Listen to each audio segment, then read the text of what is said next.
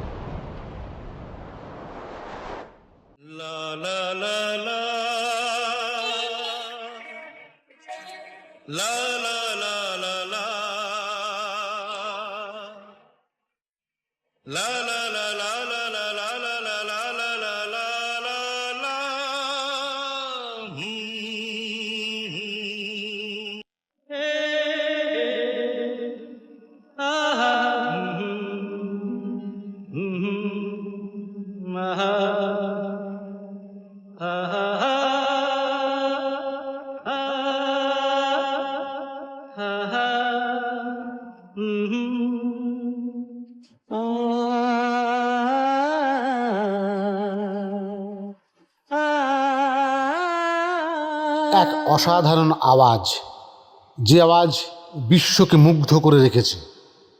তিনি ছিলেন গায়কদের রাজা, তিনি অভিনেতাদের সুপারস্টার বানিয়েছেন। তিনি প্রডিউসার, ডিরেক্টর, অ্যাক্টর, গীতিকার, সুরকার, গায়ক ও নায়ক। তিনি ছিলেন বহুমুখী প্রতিভার অধিকারী।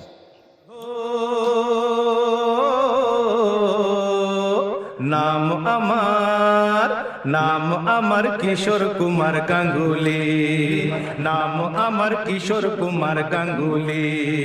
কিশোর কুমারের জন্ম 4 অগস্ট 1929 সালে মধ্যপ্রদেশের খান্ডওয়াতে। পিতার নাম কুঞ্জলাল গাঙ্গুলি, মা গৌরী দেবী। কিশোর কুমার ছিলেন 4 ভাই বোন: অশোক কুমার, সাথী দেবী, অনুপ কুমার ও কিশোর কুমার।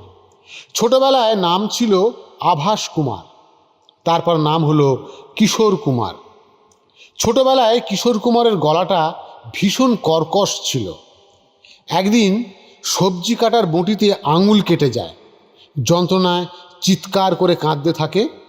যখনই ওইখানে ওষুধ লাগানো হয় তখনই চিৎকার করে কাঁদতে থাকে। কাঁদতে কাঁদতে তার কর্কশ গলা আস্তে আস্তে ঠিক হয়ে যায়। তারপর তার গলা দিয়ে সুরের ঝর্ণা বইতে থাকে। নাচ মেরে জান, ফাটাফাট নাচ মেরে জান, ফাটাফাট বাত মেরি মান, ফাটাফাট বাত মেরি মান, ফাটাফাট ये जमाना ये तराना नया फटाफट, ये जमाना ये तराना नया फटाफट, नाच मेरी जान, फटाफट बात मेरी मान, फटाफट। কিশোর কুমার গায়ক হতে চাইতেন। বড় ভাই অশোক কুমার চাইতেন কিশোর কুমার বড় অভিনেতা হোক। সেই জন্যে আভাস কুমার থেকে হয়ে গেলেন কিশোর কুমার। নায়ক হিসেবে কিশোর কুমারের প্রথম ছবি 1951 সালে আন্দোলন। কিশোর কুমার 1948 সালে প্রথম গান গাইলেন জিদ্দি ছবিতে। 1959 সালে সারারাত ছবিতে কিশোর কুমার অভিনয় করলেন এবং তার লিপে গান গেয়েছিলেন মহান গায়ক মোহাম্মদ রফি। কিশোর কুমার ছবিতে অভিনয় করতেন এবং সেই ছবিতে গানও গাইতেন। 1962 সালে হাফ টিকিট ছবিতে কিশোর কুমার ডুয়েট গান গেয়েছিলেন, একবার মেয়ের গলায় আরেকবার ছেলের গলায়, কারণ সেই দিন রেকর্ডিং স্টুডিওতে লতা মঙ্গেশকর পৌঁছতে পারেননি। ডুয়েট গানটি যখন সলিল চৌধুরী শুনলেন তিনি তো অবাক হয়ে গেলেন। তিনি সঙ্গে সঙ্গে গানটি রেকর্ড করলেন। ওই গানটি সুপারহিট হলো, সুপারহিট। আর এই গানটা একটা ইতিহাস রচনা করলো।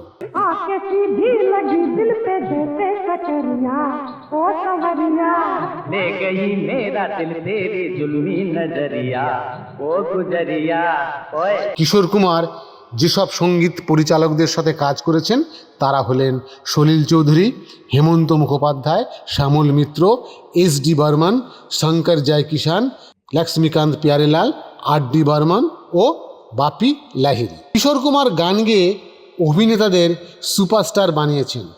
কিশোর কুমারের বিখ্যাত সব গানগুলো গেয়েছেন রাজেশ খান্না, অমিতাভ বচ্চন, জিতেন্দ্র, উত্তম কুমার, ধর্মেন্দ্র, সঞ্জীব কুমার ও ঋষি কাপুরদের জন্য। কিশোর কুমারের প্রথম বিবাহ 1951 সালে রুমা গুহ ঠাকুরতার সাথে হয়। তাদের বিবাহ বিচ্ছেদ হয় 1958 সালে। দ্বিতীয় বিবাহ 1960 সালে মধুবালার সাথে। 1969 সালে মধুবালার অকাল প্রয়াণ ঘটে। 1976 সালে তৃতীয় বিবাহ করেন কিশোর কুমার যোগিতা বালিকে। এদের সম্পর্কটাও 2 বছর টিকে ছিল। 1978 সালে বিবাহ বিচ্ছেদ হয়। চতুর্থ ও শেষ বিবাহ হয় 1980 সালে অভিনেত্রী লীনা চন্দভারকারের সাথে।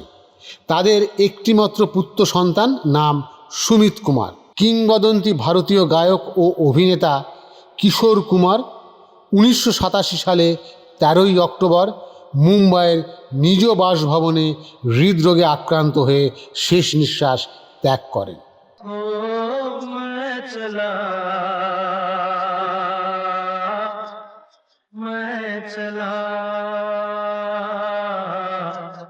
তিনি রেখে গেলেন 2 পুত্র ও স্ত্রী, আর রেখে গেলেন তার অভিনীত 88টি হিন্দি ছবি, 2678টি হিন্দি গান, 300-র মতন বাংলা গান, 4টি বাংলা ছবি আর অন্যান্য ভাষায় ছবি ও গান।